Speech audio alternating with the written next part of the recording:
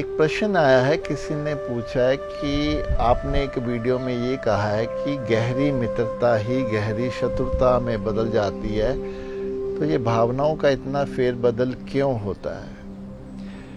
हाँ, ये बात तो सच है कि हमारी कभी भी दुश्मनी किसी से सीधी नहीं होती।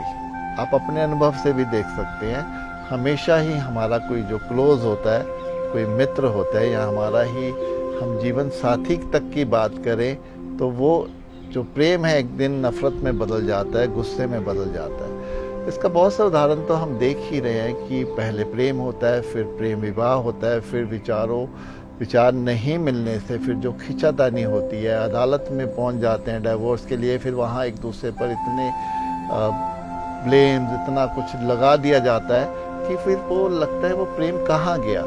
जो सारे हमारे सीक्रेट्स होते हैं, जो हमारे निजी जीवन की बातें होती है, वो सारी पब्लिकली बाहर आ जाती है। तो फिर वही दोस्ती, वही प्रेम एक गहरी दुश्मनी में, एक नफ़रत में बदल जाता है। ये इसलिए ही तो है कि हम जिससे भी जुड़ते हैं, हम उससे कुछ उम्मीद रख के चलते हैं कि वो हमारे जीवन में साथ देगा, जो कमी हमारे भीतर है वो सामने वाला पूरी करेगा।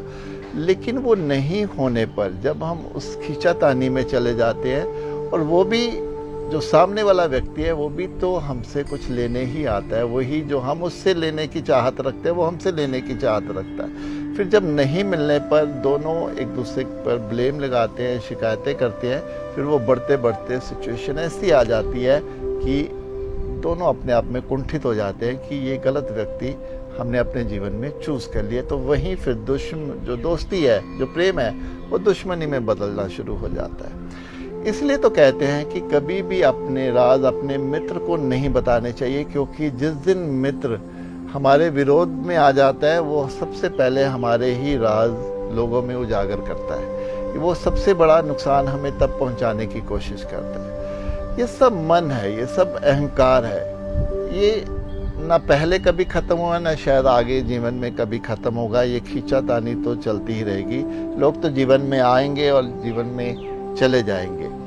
लेकिन बस यही मैं कहना चाहूँगा कि जितना हो सके रिश्तों को हम संभालें, उसको प्रेम दें, उनको सहयोग दें। अपनी बात मनवाकर हमें कभी भी कोई लाभ नहीं होता, हमेशा ही नुकसान होता है। इसीलिए जितना हो सके उस प्रेम को ही मैं कहूँगा कि जीवन में अपना आधार बनाएं और कोशिश करें कि हमें किसी से कुछ भी नहीं चाहिए। यहाँ मैं अध्यात्म की बात करूँगा कि जब हम ये अपने भीतर ले आते हैं कि ईश्वर ने मुझे सब कुछ दिया है और जो मुझे चाहिए ईश्वर दे देगा, मुझे किसी से कुछ नहीं चाहिए, मुझे तो जो ईश्वर से मिला है बल्कि आगे देना है। जब हम ये भावना लेके चलते हैं तो फिर यकीन मानिए दुश्मन हमारे मित्र बनने शुरू हो जाते हैं।